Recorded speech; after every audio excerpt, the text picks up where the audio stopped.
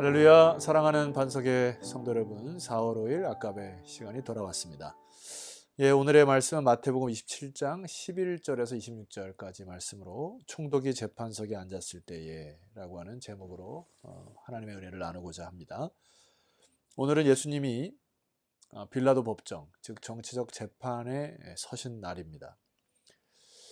그래서 여기 빌라도라고 하는 인물을 조명해 볼 때 우리가 사도신경을 통해서 이 고백이 계속 나오는데 자칫 잘못하면 좀 오해할 수가 있습니다. 무슨 얘기냐면 본디오 빌라도의 고난을 받으사 이렇게 우리가 암송을 하지만은 빌라도가 마치 이것을 운명처럼 받아들일 수밖에 없는 것처럼 이렇게 비춰지긴 하는데요. 그것은 조금 더 해석이 필요합니다.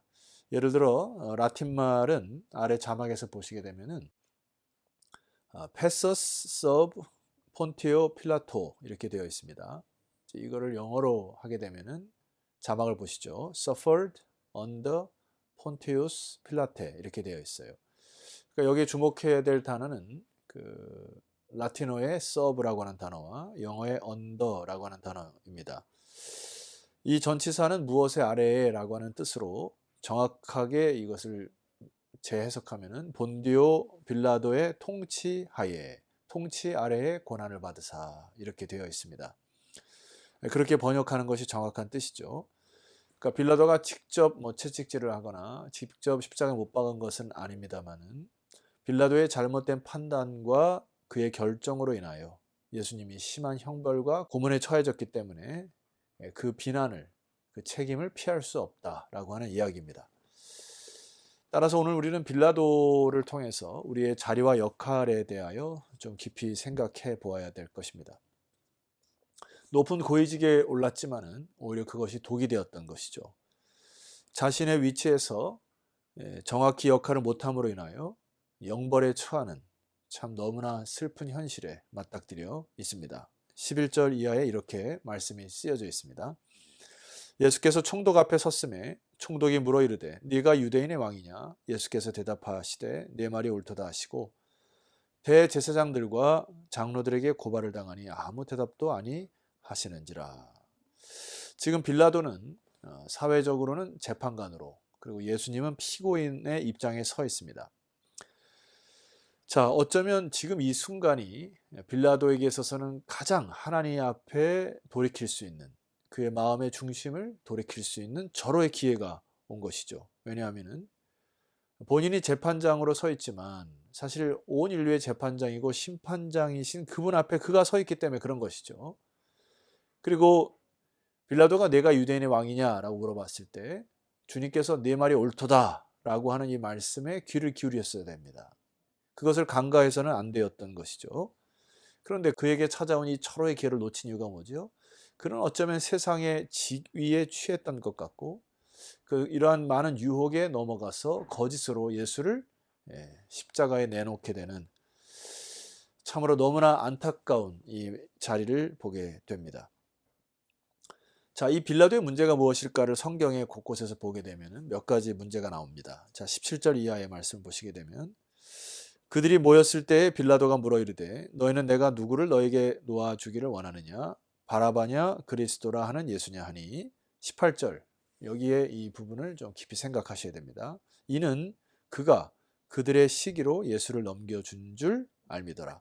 여기 그는 바로 빌라도를 얘기하고요. 그들의 시기는 누굽니까? 예수를 못 박게 하라고 하는 유대인들 혹은 서기관과 바리새인들, 많은 사람들이 시기함으로 예수를 넘겨준 줄 알았다라고 했다는 것이죠. 그러니까 이미 빌라도가 이것이 잘못된 재판임을 알았다는 것입니다. 예수님이 죄가 없음도 알았다는 것입니다. 그러니까 빌라도 안에 지금 양심의 소리가 들리기 시작하는 것이죠. 그들의 시기에 의하여 무고한 예수를 십자가에 내주는 이 모든 것들을 익히 알았다고 하는 것이죠. 자, 그렇다면 책임자로 무엇을 했어야 되죠? 행동과 결단을 했어야 합니다. 그런데 결정적일 때 용기를 내지 못하는 것은 그의 책임인 것이죠. 따라서 여러분, 우리에게 주신 이 자리와 그리고 그 역할에 대한 깊은 그리고 이해와 결단이 여러분에게 필요하리라 생각합니다. 우리가 그리스도인으로서 사회를 살아갈 때 각양각색의 자리와 위치를 하나님께서 허락하셨죠. 그러니까 거기서 내가 내어야 할 소리, 그리고 결정해야 하고 판단해야 될 것, 너무나 중요한 이야기인 것이죠. 그것은 교회 안에서도 마찬가지입니다. 교회 안에서 다양한 직분을 하나님께서 허락하셨는데 그 직분에 있어서 때로 결단과 용기가 필요한 것이죠. 자기의 위치에서 제 역할을 감당하지 못함으로 인하여서 얼마나 많은 일들이 그르칩니까? 그리고 얼마나 많은 일들이 참 안타깝게 악한 것으로 흐르게 되는지 보시지 않습니까? 얼마나 많은 사람들이 힘들어하고 불공정한 사회 속에서 그 악 속에서 허덕이는 것을 여러분 보시잖아요. 여러분 다시금 이 아침에 또 우리 말씀을 듣는 모든 자들이 하나님께서 여러분에게 교회 직분이든 사회에서 어떤 역할을 맡겨주셨든 간에 여러분의 자리와 역할을 잘 감당하시기를 주 이름으로 축원합니다. 빌라도에게서 사실 하나님은 다양한 방법으로 회개할 기회를 주신 것이죠. 그리고 마지막과 같은 느낌이 드는 것은 그의 아내의 입술을 통하여 빌라도에게 다시금 그를 깨우는 장면입니다. 오늘 19절 말씀 보시게 되면은 총독이 재판석에 앉았을 때에 그의 아내가 사람을 보내어 이르되 저 옳은 사람에게 아무 상관도 하지 마옵소서. 오늘 꿈에 내가 그 사람으로 인하여 애를 많이 태웠나이다. 하나님은 다시금 이 빌라도가 그의 지위 자리에 있을 때 마지막 기회를 주는 듯합니다. 그리고 가장 신뢰한 자를 통하여서 그를 경고하시죠. 여러분 우리가 이 많은 일들을 겪을 때 참으로 여러분을 사랑하는 사람 그리고 여러분을 신뢰하는 자의 소리에 귀를 기울일 필요가 여기에 있는 것입니다. 빌라도의 보고서라고 하는 그 책에 보게 되면은 빌라도의 발치에 엎드려서 그 아내가 울면서 호소했다고 기록하고 있습니다. 이렇게 기록되어 있습니다. 조심하십시오. 조심하십시오. 저 사람에게 손을 대지 마십시오. 그는 거룩한 분입니다. 어젯밤 저는 환상 중에 그를 보고 있었습니다. 그는 물 위로 걸어가고 있었습니다. 그는 또 바람의 날개를 타고 날아다니고 있었습니다. 오 빌라도요, 악이 당신을 기다리고 있습니다. 만일 당신이 아내인 제 애원을 듣지 않으신다면 로마 중의원으로부터 받을 저주가 두렵고 가이사에게 당할 괴로움이 두렵습니다. 참 간곡한 부탁이죠. 성령이 그 아내를 통하여 그가 돌이키도록 지시한 것 확실합니다. 그런데 빌라도는 이 소리를 듣고서 외면합니다. 어떻게 했어야 되죠? 정면 승부를 했었어야 돼요. 마지막에 자기의 지위를 통해서 또 사랑하는 자의 소리를 듣고 정면 승부를 했어야 됩니다. 그런데 빌라도는 그냥 일반 사람처럼 그냥 세상의 논리와 방식대로 흘러가 버리게 됩니다. 예수와 바라바를 견주어 이 책임을 회피하려는 모습, 자구책 정도의 수준으로 머물게 됩니다. 뿐만 아니라 21절 말씀 보세요. 총독이 대답하여 이르되 그러면 그리스도라 하는 예수를 내가 어떻게 하랴? 그들이 다 이르되 십자가에 못 박혀야 하겠나이다. 이 예수를 어떻게 하랴라고 백성들에게 책임을 떠넘기게 됩니다. 그리고 자기는 회피하게 되는 것이죠. 참 이것이 우리 어떤 인간의 그 악한 모습을 볼 수가 있어요.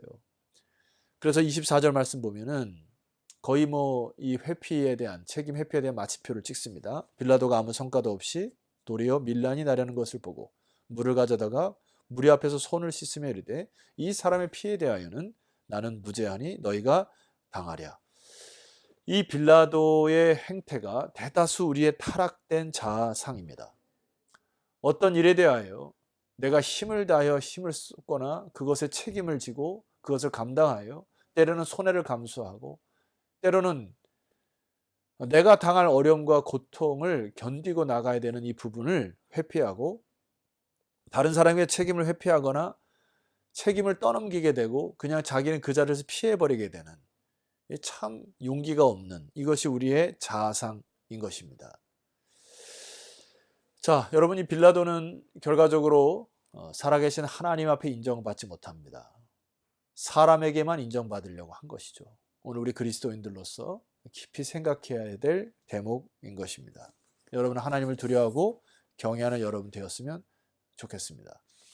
여러분 마지막으로 우리가 살펴봐야 될 것, 오늘 제가 제목으로 삼은 것, 총독이 재판석에 앉았을 때에 여러분은 지금 어느 자리에 앉아 있습니까? 사회에서 혹은 교회 직분에서 세상에서 높은 자리에 앉아 있는 것 그것이 중요한 것이 아닙니다. 세상에서 높은 자리에 올라가려고 하는 것, 그것만이 여러분의 목표가 되어서는 안 됩니다. 내가 서 있는 그곳에서 소금과 빛의 역할을 감당하고 있는지 돌보셔야 하죠. 그래서 성경은 갈라디아서를 통해 보게 되면 믿음의 행위에 대해서 이야기를 합니다. 갈라디아서 6장 7절, 스스로 속이지 말라. 하나님은 업신 여김을 받지 아니하시나니 사람이 무엇으로 심든지 그대로 거두리라. 8절, 자기의 육체를 위하여 심는 자는 육체로부터 썩어질 것을 거두고 성령을 위하여 심는 자는 성령으로부터 영생을 거두리라. 믿음의 행위를 심는다라는 표현을 하고 있습니다. 내가 하나님을 믿는 믿음의 사람으로 내가 있는 자리와 역할 속에서 무엇을 심느냐에 따라서 열매를 거둔다고 하는 이 성경의 진리를 받아안으십시오. 육체를 위하여 심는 자들이 있다라고 하는 것입니다. 히브리서의 말씀에 6장 6절에 보니까 타락한 자들은 다시 새롭게 회개하게 할 수 없나니 이는 그들이 하나님의 아들을 다시 십자가에 못 박아 드러내놓고 욕되게 하려 함이니라. 이 말씀은 이 시대에도 그들의 자유의 의지를 들여서 다시 예수를 십자가에 못 박는 자들이 있었다. 하나님의 진리를 깨닫고 하나님의 사람에 섰지만은 이 가룟 유다처럼 변절자가 생기기 시작했다.